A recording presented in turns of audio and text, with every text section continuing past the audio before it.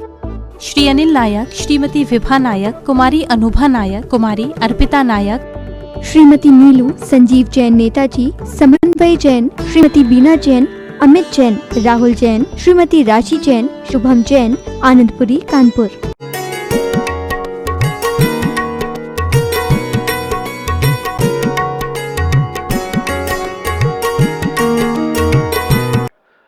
चर्चा चल रही है विनय संपन्नता की 16 कारण भावना की दूसरी भावना जिसे कहा जाता है विनय संपन्नता, कि हम कितनी विनय से धार्मिक कार्य करते हैं, कितने ओतप्रोत भावों से भरकर हम विनयशील होकर भक्ति करते हैं। और उस विनय के माध्यम से कहीं, उस भक्ति के माध्यम से कहीं हमें अहंकार तो नहीं आ रहा। जैनाचार्य कहते हैं टटोलते रहना चाहिए, अपने आप को देखते रहना चाहिए कि जब हम कोई भी धार्मिक कार्य करते हैं तो उसमें कहीं हमें अहंकार की दुर्गंध तो नहीं आ रही है। अगर कहीं अहंकार की दुर्गंध आती है तो जैनाचार्य कहते हैं भक्ति तो की है, मगर उसका जो बेनिफिट मिलना चाहिए, जो पुण्य मिलना चाहिए, उसमें टीए डीए कट चुका है। बहुत थोड़ा सा पुण्य तुम्हारे खाते में आया है। बहुत सारे लोग आते हैं, बोले महाराज जी बहुत परेशान हैं, बहुत दिनों से काम पूरे नहीं हो रहे हैं, काम बिगड़ जा रहे हैं, ना व्यापार चल रहा है, ना कुछ चल रहा है। तो हम उनसे पूछते हैं कि आप जैन हैं? बोले हाँ। मैंने कहा जैन और परेशान असंभव, हो ही नहीं सकता, हो ही नहीं सकता। और जैन होके अगर सम्यक दृष्टि है तो सारी दुनिया को चुनौती है कि जैन कभी परेशान नहीं हो सकता जो सम्यक दृष्टि है, जो सच्चे देव सास गुरु पर आस्था और विश्वास रखता है। किसकी ताकत है कि उसे कोई परेशान कर दे? दुनिया में कोई कर्म नहीं बना बंधुओं कि जो उसे परेशान कर दे, यानी वो दुखी हो जाए। कर्म तो आएगा, अपना काम करेगा, मगर वह धर्मात्मा, वह विनयशील श्रावक श्राविका अपना काम करेगी। अब इस कर्म से निपटने के लिए ताल ठोक करके सामने आ जाएगी, आ जाएगा। कर्म को झुकना पड़ेगा, कर्म झुकेगा 3 बार, नाक रगड़ेगा 3 बार, क्योंकि धर्मात्मा और पुण्यात्मा के सामने कर्म की कुछ नहीं चलती बंधु। किसकी हिम्मत है? मगर टटोलते रहना, टटोलते रहना अपने आप को कि हम क्या वाकई में सम्यक दृष्टि हैं? क्या वाकई में हम विनयशील हैं? और अगर हो तो मैं तो नहीं मानता, मैं तो नहीं मानता।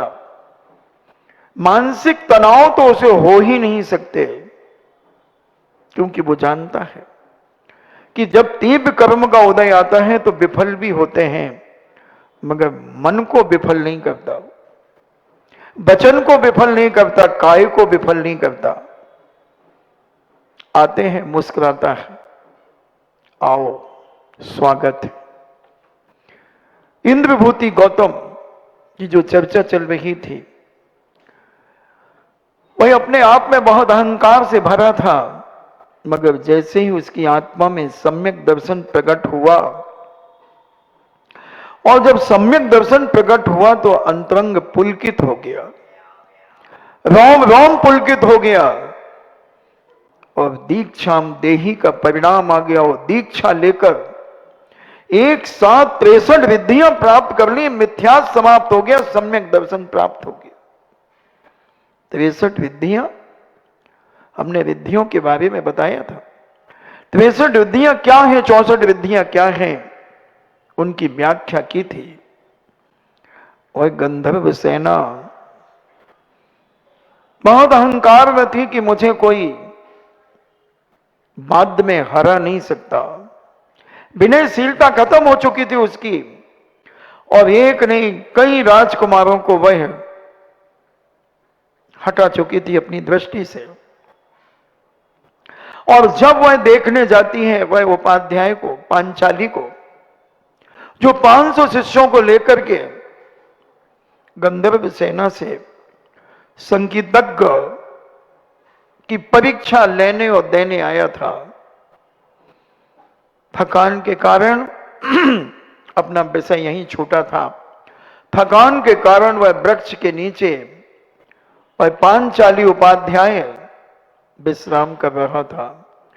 अपने शिष्यों से कहा था कि भाई अगर कोई स्त्री इधर आए तो तुम मुझे उठा देना। शिष्य नगर का नजरिया देखने के लिए चले गए और पांचाली उपाध्याय विश्राम में लीन हो गया। और वह गंधर्व सेना ने जब सुना कि कोई एक ऐसा युवा अपने 500 शिष्यों के साथ मुझसे संगीतज्ञ का निर्णय करने आया है, क्या मैं उसे परास्त कर सकती हूं या मुझे वो परास्त कर देगा? चलो एक बार छुप करके देखते हैं। महिलाओं में बहुत गंदी आदत कहें या उनकी मर्यादा कहें या लाज शर्म कहें, कुछ भी हो, उन्हें ये कुदरती होती है उनके अंदर। वो देखना, हर चीज देखना चाहती हैं, मगर छुप करके, मुंह में कपड़ा लगा करके। देखना तो सब चाहेंगी। मैं जाता हूं जंगल के लिए, बहुत सारे अन्य दर्शनकार की मिलते हैं, तो कोई अच्छे से हाथ जोड़ता है, कोई तिरछी नजर से देखने का प्रयास करता है, कोई अपने कपड़े की आड़ में देखता है। देखना हर चाहता है, हर व्यक्ति जानता है, चाहता है, मगर किसी को मालूम ना चले और हम सबको देख लें। तो ऐसे ही वह गंधर्व सेना जाती है कि चलो देखते हो कौन ऐसा आया है मुझे परास्त करेगा। वो जब देखती है कि वह तो सो रहा है, उसकी लार बह रही है, मुंह खुला हुआ है, मक्खियां मुख पर बैठी हुई है, और घृणा से भर करके वापस लौट आती है, घृणा से भर जाती है और कहती है, पिताजी उस पांचाली उपाध्याय को मेरे पास मत भेजना, वो बहुत गंदा है। और जो उसके लिए समर्पण के लिए जो चीजें ले गई थी, पुष्प आदि, रत्न आदि, वह किसी वृक्ष के पास छोड़ करके आ जाती है और बड़े दुखी मन से अपने शयन कक्ष में चली जाती है। पांचाली सोता रहा और जब सायंकाल हो चुकी, जब वह उठा तो देखता है कि कोई शिष्य इधर उधर नजर आ रहे हैं, सारे के सारे, और किसी ने मुझे उठाया नहीं। सारे शिष्यों को इकट्ठा करता है, स्नान आदि हो करके तैयार होता है और राजमहल की ओर जाता है। राजा से कहता है, राजन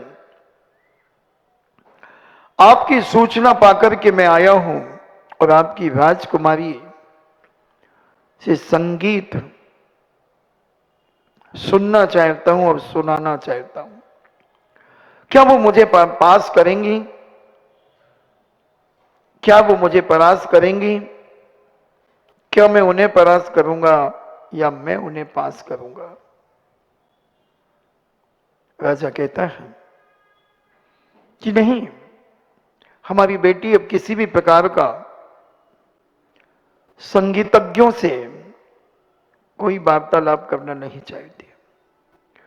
अब वह अपने आप में रहना चाहती है, क्योंकि उसने सब कुछ दुनिया को देख लिया है। पांचाली कहता है, राजन, पाटलिपुत्र से चल करके आया हूं, बहुत दूर से चल करके आया हूं, कुछ दिनों के लिए विश्राम करना चाहता हूं। अगर आपका आशीष मुझे प्राप्त हो जाए और कुछ जगह विश्राम के लिए मिल जाए। राजन कहता है, ठीक है।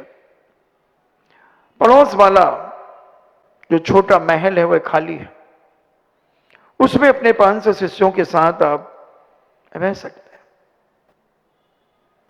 वह संगीतज्ञ 3 बजे रात को उठता है। अब उसे नहीं मालूम कि गंधर्व सेना का महल भी यहीं बाजू में है, और जब वह संगीत बजाने में तल्लीन होता है गिटार के साथ, उसकी जो सुर लहरी फैलती है चारों तरफ, उस सन्नाटे में, ब्रह्म मुहूर्त में, कुछ क्षणों के बाद गंधर्व सेना की नींद टूट जाती है। वह भागती है कि संगीत की आवाज कहां से आ रही है। ऐसी खुशहाली को देने वाली वह संगीत की सुर लहरी, वह संगीत का जो वातावरण था चारों तरफ, उनकी धुन, उनकी थाप, उनकी झंकार, उनकी टंकार चारों तरफ से उस नगर को गुंजायमान कर रही थी। और गंधर्व सेना उठकर के कभी इधर भागती, कभी उधर भागती, और उसका पैर स्लिप हो गया और वह धड़ाम से गिर गई, धड़ाम से गिर गई। जीवन समाप्त हो गया। राजा को जब ये बात पता चली, राजा कहता है, एक कर्ण इंद्री की वासना, एक कानों को सुंदर लगने वाली आवाज की खोज के कारण मेरी बेटी ने प्राणों को खो दिया, प्राणों को खो दिया। ऐसा ज्ञान भी किस काम का जो प्राणों का हरण कर ले। ऐसा मोह किस काम का, ऐसा राग किस काम का कि जो जीवन की लीला को ही समाप्त कर दे। राजा दुखी हो गया। एक एक इंद्रिय के वशभूत अहंकारी व्यक्ति का जीवन विनाश हो जाता है। ऐसे ही चक्षु इंद्रिय के विषय की लोलुपता में एक पतंगा अपने जीवन को समाप्त कर देता है, समाप्त कर देता है। ना जाने क्या हम जीवन को बनाना चाहते हैं, मगर विनय से अगर हम अपना जीवन जिए,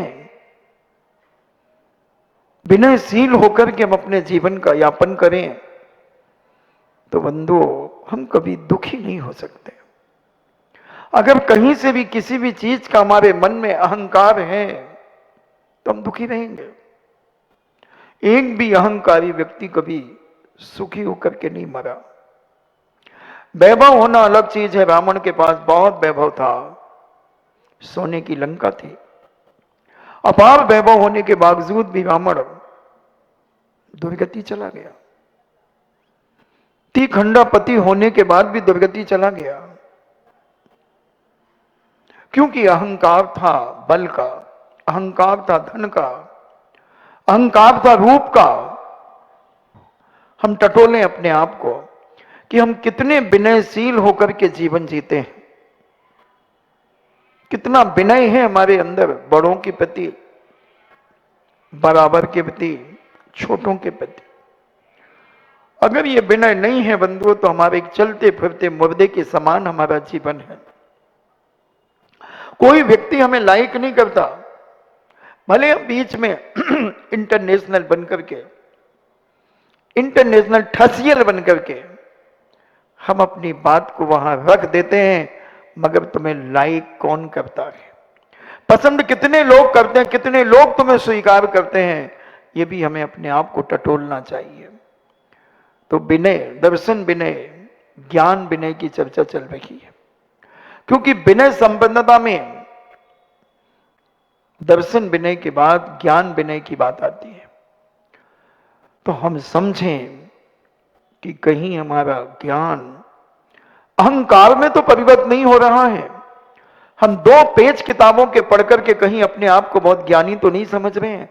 और ये लौकिक ज्ञान कोई ज्ञान नहीं माना जाता बंधुओं, ये सम्यक ज्ञान नहीं है, ये शाब्दिक ज्ञान है। शाब्दिक ज्ञान अलग चीज होती है और सम्यक ज्ञान अलग चीज होती है, जिसका विस्तार मैं पहले बता चुका हूं।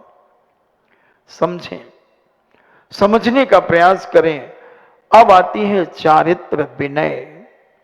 दर्शन विनय हो गई, ज्ञान विनय हो गई, चारित्र विनय। चारित्र की विनय, इंद्रियों कसायों का निग्रह करना, गुप्तियों और समितियों का पालन करना, ये चारित्र विनय कहलाती है। जो 5 इंद्रियों के वशभूत न होकर 5 इंद्रियों की उपेक्षा कर देता है, पंच इंद्रिय निरोध कर देते हैं, जो विरोध नहीं, निरोध, छोड़ देते हैं पंच इंद्रियों के विषयों को। स्पर्शन इंद्री, रसना इंद्री, घ्राण इंद्री, चक्षु इंद्री और कर्ण इंद्री, इन्हें इसमें न राग होता है न द्वेष होता है। ठीक है, ऐसे जीवन को जीने वाले, इंद्रिय लोलुपताओं से रहित और कसायों का निग्रह करने वाले, कसायों को छोड़ने वाले, क्रोध, मान, माया और लोभ, इनका निग्रह करना और गुप्तियों और समितियों का पालन करना। 3 गुप्ति होती हैं, मन गुप्ति, वचन गुप्ति और काय गुप्ति। 5 समिति होती, ईर्ष्या, भाषा, ऐषणा, आदान निक्षेपण आदि समिति, इनका पालन करना, ये चारित्र का विनय है। जो पूज्य मुनिराज इंद्रियों को अपने बस में रखते हैं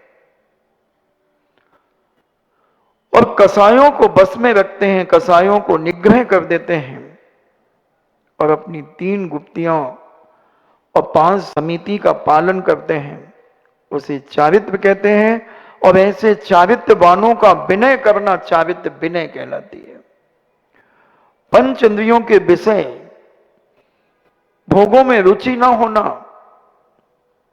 भोगों में प्रवृत्त इंद्रियों का व्यापार को रोकना, कसायों के प्रचार प्रसार को रोकना, मन वचन काय को अशुभ प्रवृत्तियों को छोड़ना और अच्छे शुभ कार्यों में स्थिरता रखना, आत्म स्वरूप में उनको एकाग्र करना गुप्ति है।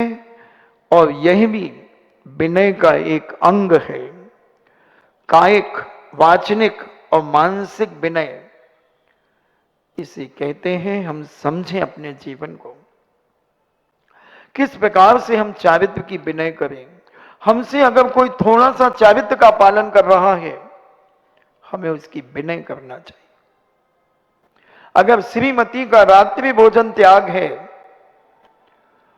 और श्रीमती जी प्रतिदिन पूजन करती हैं, स्वाध्याय करती हैं, जाप करती हैं, तो श्रीमान अगर कुछ नहीं करते हैं तो अपनी श्रीमती से उन्हें पैर नहीं छुलाना चाहिए।